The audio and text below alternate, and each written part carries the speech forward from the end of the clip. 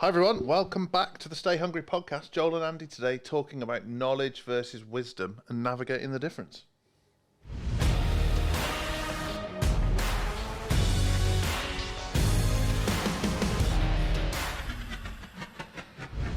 Andy, how you doing? I was doing okay. Do you know what I can't say?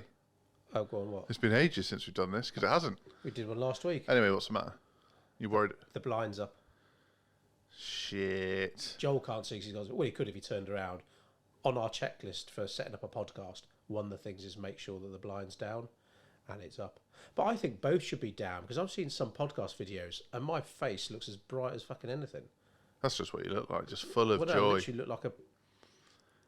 You're like a well, angelic cherub of joy and shine. White bloke, I was going to say, but... That's weird. Well, it is strange. You see, it's really badly lit. Oh, we'll have a word. Whenever Chris Williamson talks about his podcast, he always introduces it, and have you noticed on his Instagram, he talks a lot about... The scene. It talks a lot about... Spends a lot of money on the lighting and the scene. I think it... we spent 20 quid sorting it. Yeah, I was going to say, if you've got like guests that would potentially cost you thousands to have, I mean, I realise he doesn't necessarily have to pay for them.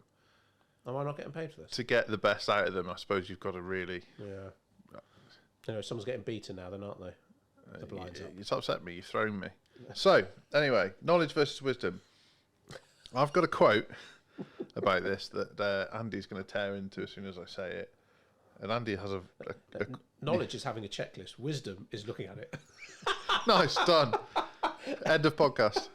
Fuck. So, I heard it the other day and it just rang with me. So, knowledge is knowing that Frankenstein is the name of the scientist, not the monster. Wisdom is knowing that the scientist is the monster. And I was like, oof. Now, if you don't know who Frankenstein is, that's going to be an issue for you. So, you've got an alternative. Knowledge is knowing that a tomato is a fruit. Wisdom is knowing not to put it in a fruit salad. Yeah. Which has brought the level down now, haven't we? The point being that there's so many like experts out there, apparently, and so like, you know, loads of people telling you how to do life hacks, marketing hacks, bloody martial arts hacks on YouTube, all these things, and some of these people do have a lot of knowledge, but when it comes down to it, they might not have application, they might not have the wisdom of experience, they haven't actually done it. It's like, I don't know, this is an awful example, I don't know why it's popped into my head, but you might be amazing on the gun range, but you're only good when you're actually being shot at. And it's like jiu-jitsu. You can train and train and train, but unless you spar, you won't know whether these techniques you're learning will work on a resisting opponent. Yeah. But speaking of hacks, there's a guy now making a lot of money. It might be an Australian guy, using Instagram ads on basically claiming how he got to brown belt in a year, which is like unheard of. And so he's selling an online course, which is basically a hack, how to get amazing at jiu-jitsu really quickly. And of course, it's fucking flying. Everyone wants a and hack have you bought it? No, fuck no. Well, because it could be one of those things that's a £5 and you can... How much was it? I don't know, actually, but no, it's like... I like saving time, making time, absolutely. But I just don't understand how that will beat time on the mats. Yeah, and it's an interesting one. Like, we talk a lot about value here, and I don't think knowledge has the value it once had. You know, like 300 years ago, let's say, you go to the village sage and they would be the only one that could read and knowledge would have a lot of value. 100 years ago, libraries were starting to open up. A lot more people had knowledge. Now everyone has the internet in the palm of their hand. Knowledge, Still thick. But knowledge is readily accessible, so it's lost its value. But application of knowledge or wisdom still has a lot of value. If like anyone can watch a DIY video, you wouldn't trust anyone to hang your front door, and that's kind of the difference. There is that sort of joke quote, isn't there, about we used to think it was people's lack of knowledge that sort of caused so many excuses, and then it wasn't that. Yeah, it's like now the internet's coming along, there's no excuse. But having all that in the palm of your hand, but not being bothered to access it, not taking the time to read it properly, it will always require that wisdom, that application. It's lack of application, yeah. Like at school, I was pretty good at maths. Shock, but I obviously haven't other than day to day. I haven't had to use much of the maths that you learn at school, but for some reason TikTok's got me pegged now, and they started serving me like trigonometry and Fucking hell. like GCSE maths questions, let's say, and I can't help myself but like have a go. And the first few were tricky because you're out of practice, so it's not the knowledge, because I knew how to do them, I just couldn't get there. But now, after a little bit of application, I'm in flow and like, oh, I'm obviously getting served more of them because I'm spending more time looking at them. But Yeah, that's. I mean, it's. I mean, how many courses we've been on over the years, conferences, and me and you both love taking notes, whether it's a notepad, using our notes app, and then what I tend to do is I will disseminate those notes. In fact, when we do a conference that's more than a day now, we actually block out time in our diary afterwards. This sounds really sad, but to basically put action points on what we've learned. But we know that 90% of people who attend these conferences, they listen to all this stuff, but don't make any notes. And so they've got all the knowledge, but it will disappear and it won't get applied and they'll lose yeah, out. and I think there's two things with that. There's the person that's going to the conference thinking it's going to change their life, and you're going to be sorely disappointed. That very rarely happens. And there's the Even as a manifesting conference. and there's the person that goes to the conference and furiously makes notes but absorbs nothing. And what you actually want to do is, across, say, like the conferences we go to 2 or 3 days, find 3 things that are going to make the boat go faster, and then action on them. And if you get 3 out of a 3-day, you've done all right. Yeah, that's why it's a bit. It's a big part. It's got to be a big part of our academy, not just sharing information, but giving people like practical ways to make it more likely that that knowledge gets actioned. Yeah, applied. Yeah. Yeah, because otherwise, again, it's just it's half the battle. It's great to have knowledge. You know, it's great if that can be combined with experience. The longer you are in the game, but you know, one of the reasons why the academy, we believe, is head and shoulders above the other training courses out there is that the stuff we're teaching is tried and tested at the point end, because we will always retain a small number of done for you clients. So everything we share in the academy will be based on stuff that has been implemented, that is up to date and fresh. Yeah. Not just something that hasn't been tested for a few years, or something that sounds good and sounds cool and jargony, but have you actually done that in real life with a real business? Well, not really. And we're not just doing it on other people's businesses, we're doing it on our own as well. Yeah, nothing we'll be sharing will be stuff that we haven't done. Just like our coach always says, he will never give advice if it's something he doesn't have any experience of. Whereas I think a lot of coaches out there, they'll just pick up shit that they saw on Instagram or TikTok or whatever, but they've never actually personally had involvement in that. Yeah, a lot of people know the words they're meant to say. They might even know the order they're meant to say them in, but they don't know what they mean. And it's, I find a lot of that. It's like, Yeah. and then there's these other people, and we can all fall into this sometimes. When you're doing something new, you want to learn as much about it as you can before you try and do it. And actually, the trick is to learn enough that you can have a stab at it. Getting your ducks in a row. Yeah. You might get 2 or 3 ducks in a row, but you ain't getting 10 in a row. So it's time to have a go. I mean, some people are just, they're world class at getting ready. And I'm aware, I know I can, right, I'll line this up and I'll set up a Google Doc for that, and I'll have this app to, and I enjoy all that shit, but I know at some point I need to fucking start the thing, because it will never ever be 100%. That new thing you want to launch, the conditions will never be 100% perfect. Is it Carnahan, the book Move Fast and Break Things?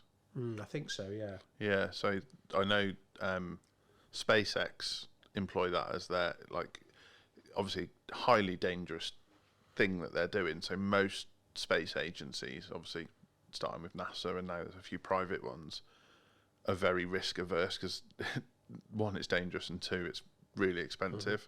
SpaceX is the opposite. They're like, we'll keep doing it and keep breaking it until it works, and they've developed much more quickly that way.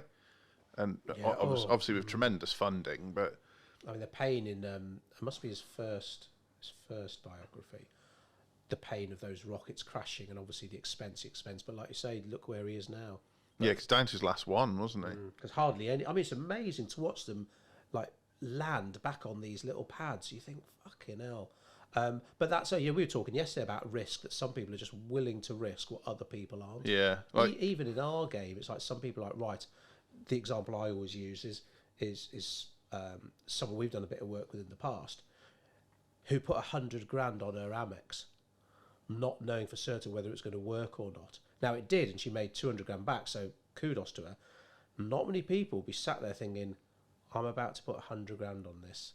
Is it going to work or not? She'd done her due diligence. She certainly ain't fucking stupid. But again, take some cojones. Or not in that case.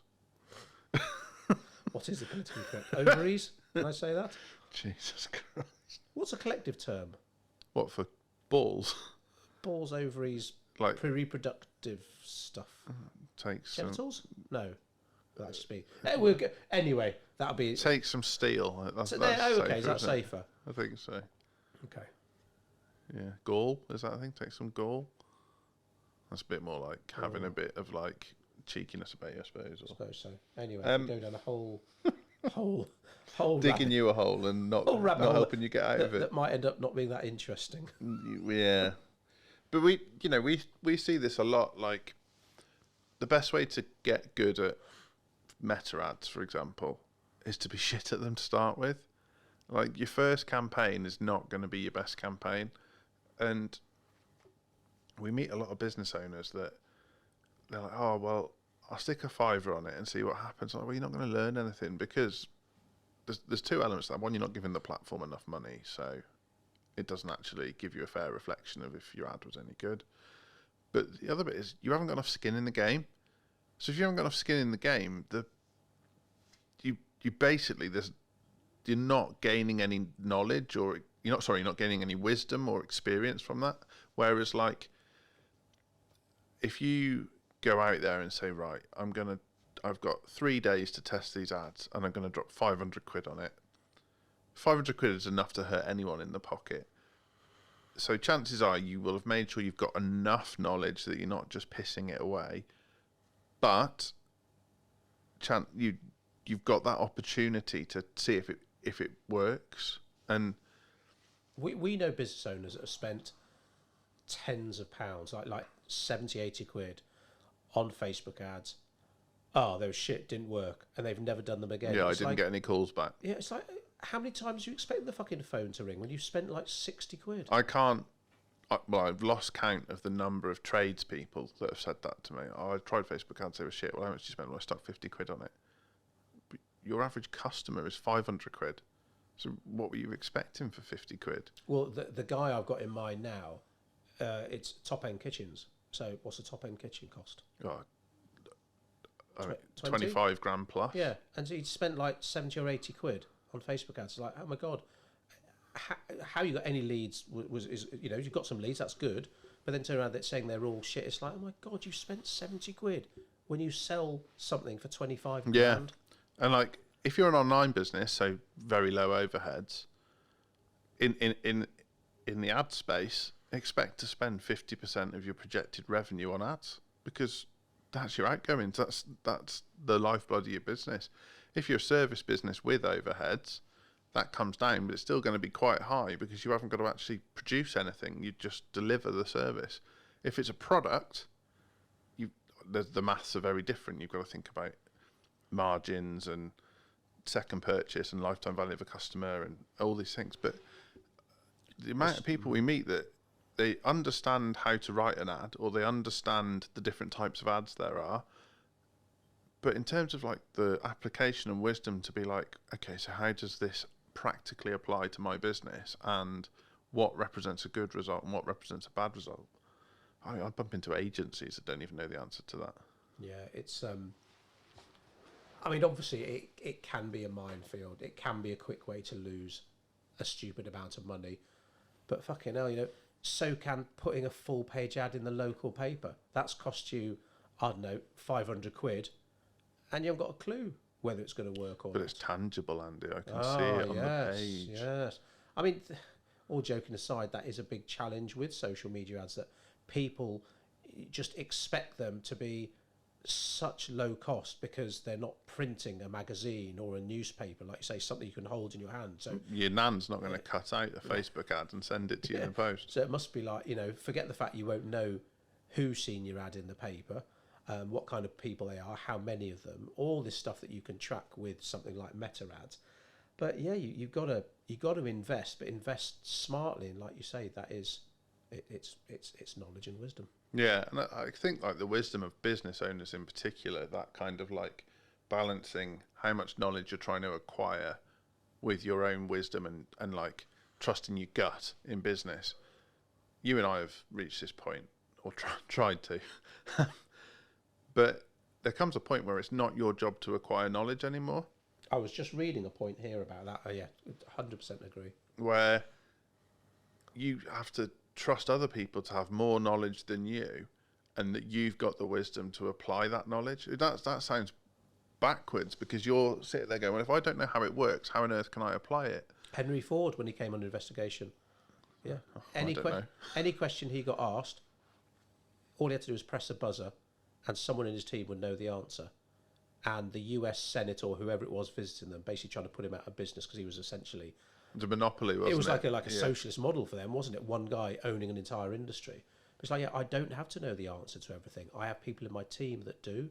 It's like, well, like us, a marketing knowledge or whatever, there comes a point where, listen, I've got to recruit people for that. I want to invest my knowledge into entrepreneurship, management, leadership, growing a business, rather than just, I now need to learn everything about TikTok ads. No, it'd make more sense for me to recruit someone who's got that experience, or pay them to learn how to acquire it, but it ain't my remit. And there's sort of a element of creativity around wisdom and application as well that not many people have, and that I'm reticent to say that's the definitive difference between an employee and an employer.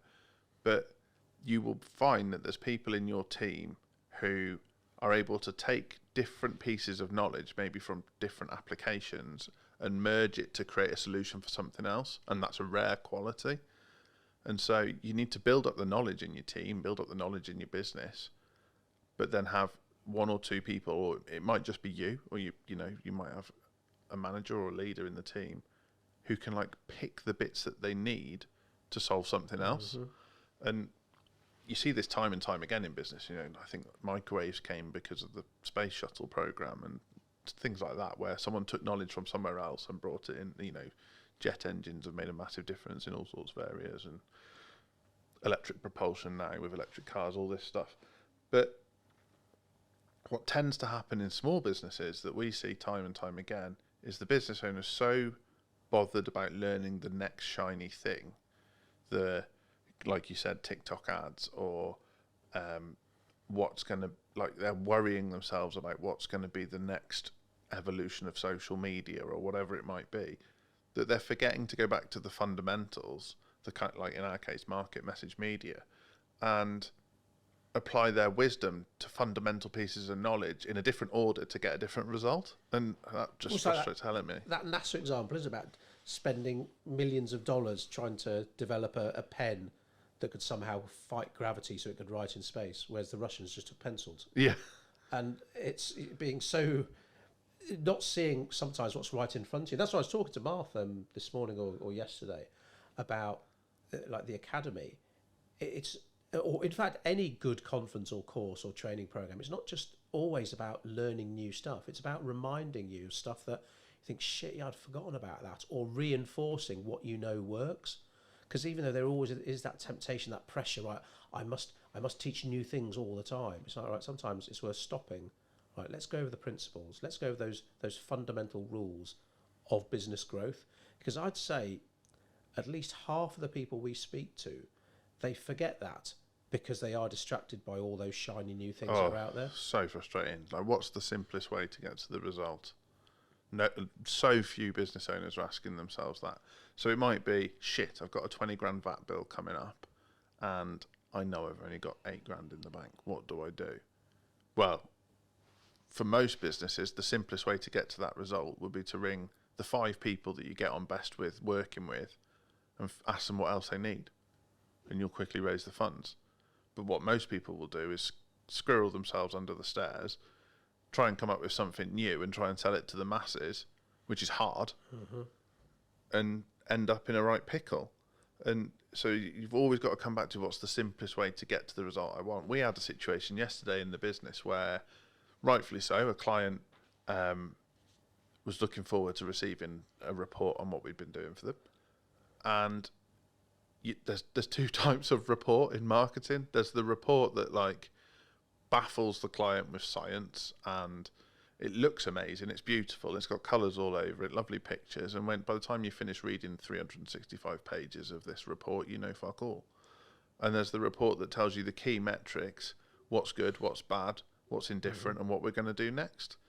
And that's obviously the simplest option. So we opted for the simplest option to actually get to what's required in the simplest option, much like an iPhone or something like that. Sometimes takes more work than the complicated one, but after that point, it's never difficult again.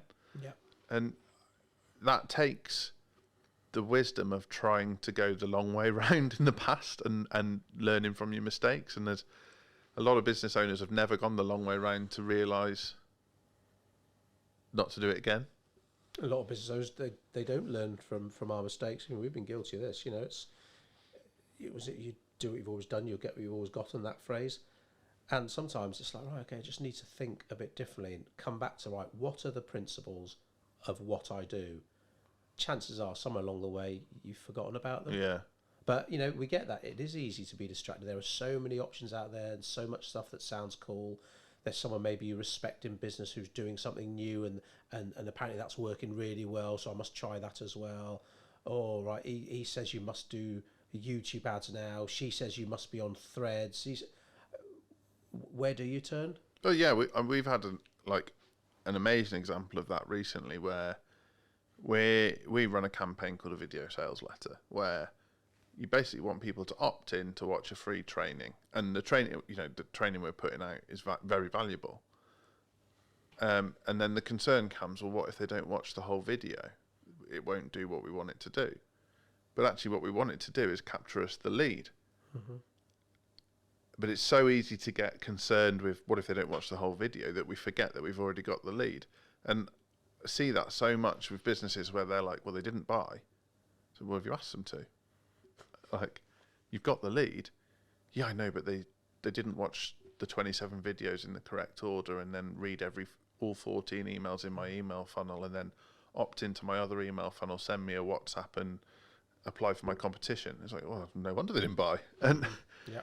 And that kind of logic is lost because everyone's trying to do this whole like automate the shit out of everything and have a hands-off business where I don't want to do cold DMs. I certainly don't want to do cold calls. I don't want to have to speak to anyone. I want people to just buy my shit. I don't want to need to build my authority because people should buy it because it's good.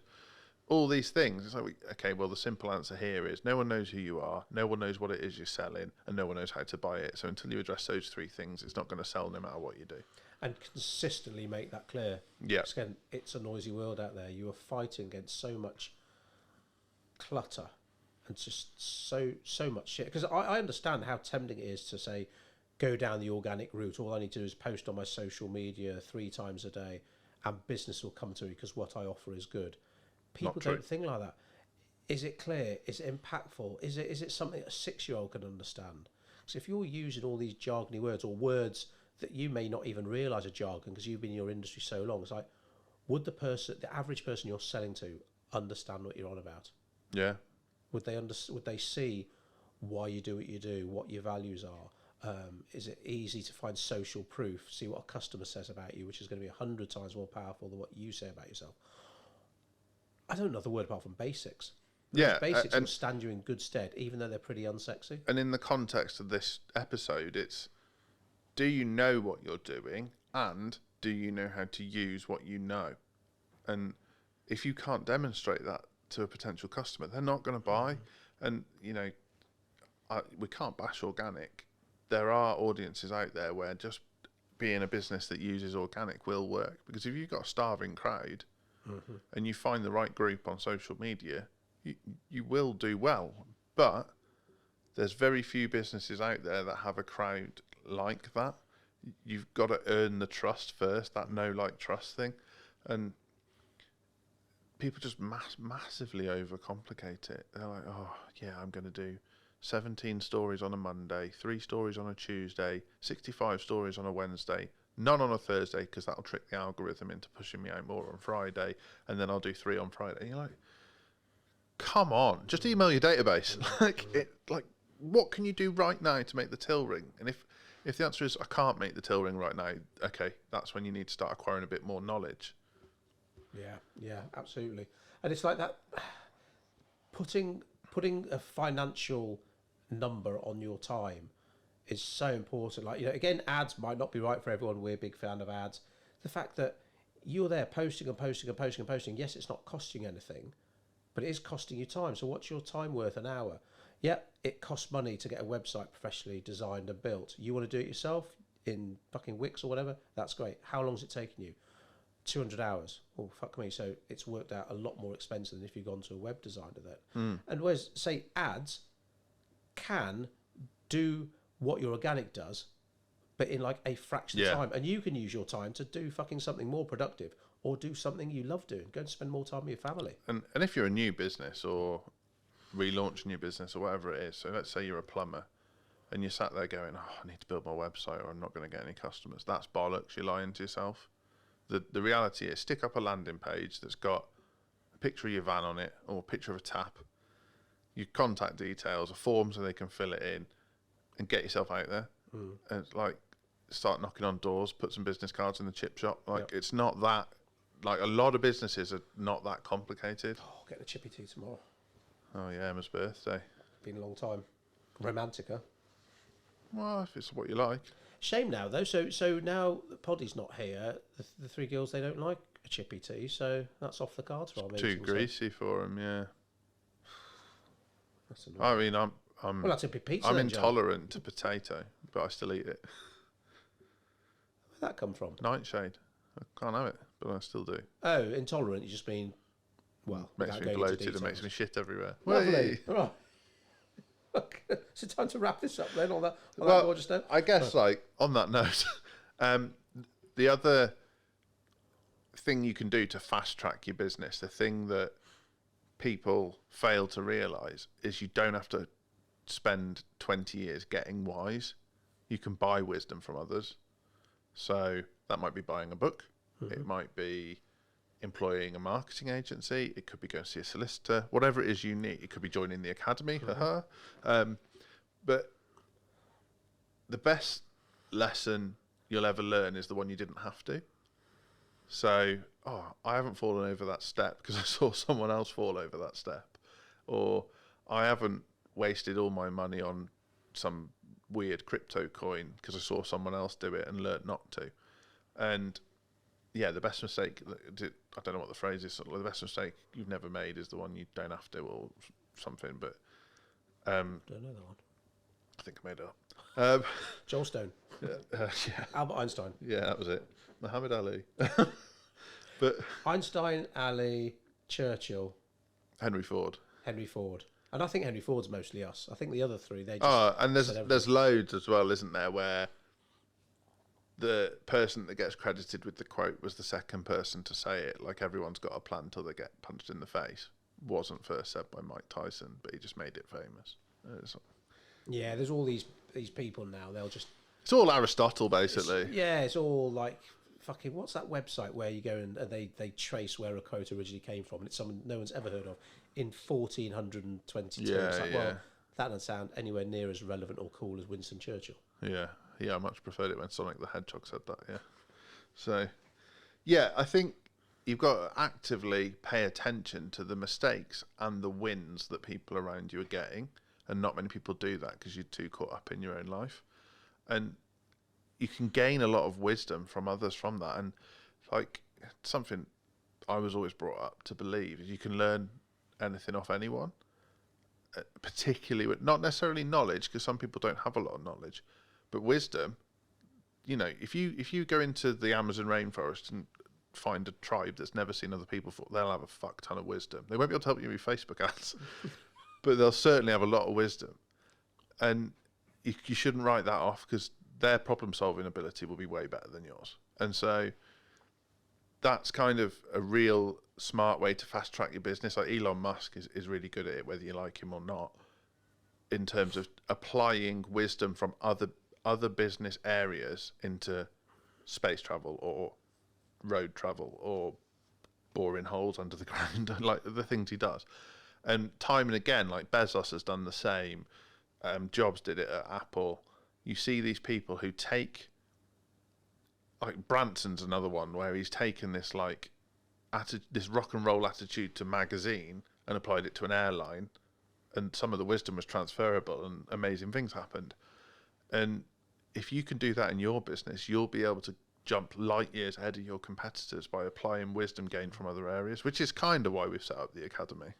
I think applying wisdom, application in general, those people you mentioned there, they've all got that work ethic to, like, it's almost like, yes, they'll have failures, maybe Branson and his Coca-Cola, but generally speaking, Virgin Cola. Remember that what they do, the hours they put in, like, you know, Musk at his first company, like the job of the employee turned up first in the morning was to wake him up. Yeah. And he'd have a swig of coffee and he'd get back to work again. He'd literally like sleep on a bloody beanbag in the office when he earned nothing. And then that was a company. I think he still does it now. Oh, I bet he works harder than. I bet he never sees his family. Yeah, it's quite. You know, I don't think I'm an advocate for that. He's extreme, but we're not talking about becoming multi-billionaires. We're just talking about getting your business. Yeah, and growing at a sensible rate. Got to be honest, we know some people who they want the six pack, but they don't want to lift the weights. Oh, They just, you know, it's like work smarter, yes, of course, but you got to work hard. I don't know many super successful people who don't graft. Might not graft like they did at the beginning. Like, you can't do 80 hours a week forever, but they still work hard. yeah, and the really good ones are really open to learning the lessons around them. So, on that note, you can learn a lot of lessons in the academy. I must have plugged this about 300 times in this episode. Carry on. But visit academy.cobreak.co.uk/join, or simpler, just visit cobreak.co.uk or DM me or Andy or whatever. But we're going to get back to the fundamentals of marketing. We want people to come and join us and learn from our mistakes. Yeah, genuinely. fucking too right. And our wins. Some of our clients' mistakes, some of our clients' wins, real life examples, you know, like, I don't know how to say it without sounding old, but at the coalface, where we can either teach you or help you use the knowledge you've already got and apply it, actually make it work for your business, make it an actionable plan that you can actually use, not just chucking 50 quid at a Facebook ad and then standing back with your hands over your eyes kind of thing. Crossing your fingers, yeah. It's getting more customers more easily. Yeah. Simple as that. Excellent.